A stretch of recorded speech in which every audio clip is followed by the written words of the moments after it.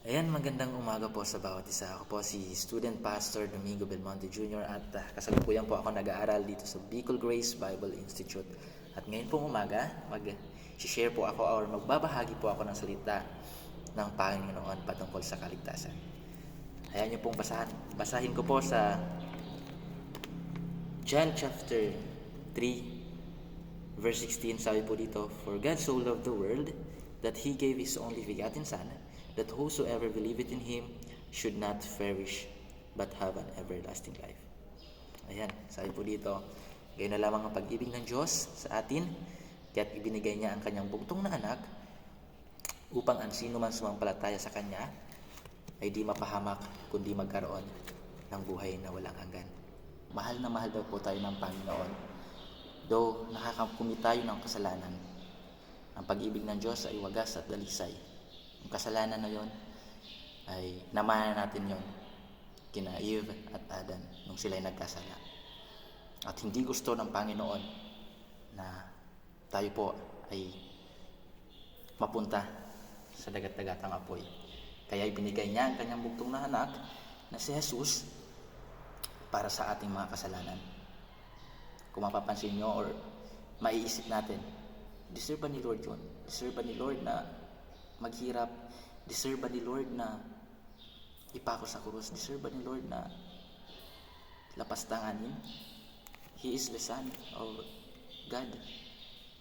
Pero ginawa po yun na Hesus Kristo kasi ganun po tayo kamahal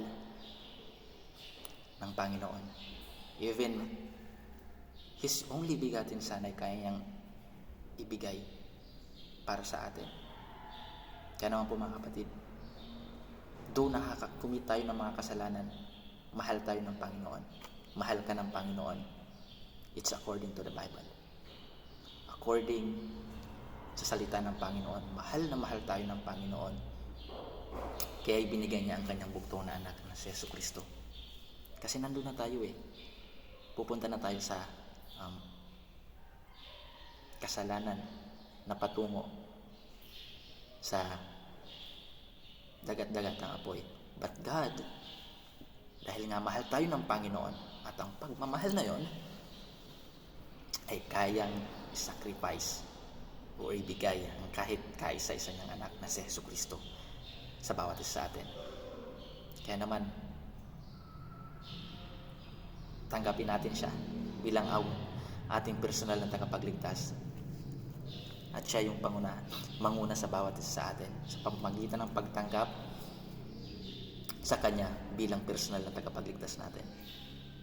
Aminin natin na tayo'y makasalanan at hindi natin kayang iligtas ang ating sarili sa pamamagitan ng ating mga gawa, kundi sa pananampalataya sa ginawa ni Jesus doon sa krus ng Kalbaryo, na siya'y namatay, inilibing, at muling nabuhay pagkaraan ng 3 araw. At i-confess natin sa ating mga sarili, sa ating puso, na si Hesus Kristo ay Diyos ng ating buhay at bilang personal na ating tagapagligtas. Manampalataya tayo, kapatid, sa kanyang ginawa doon sa krus ng Kalbaryo. God bless.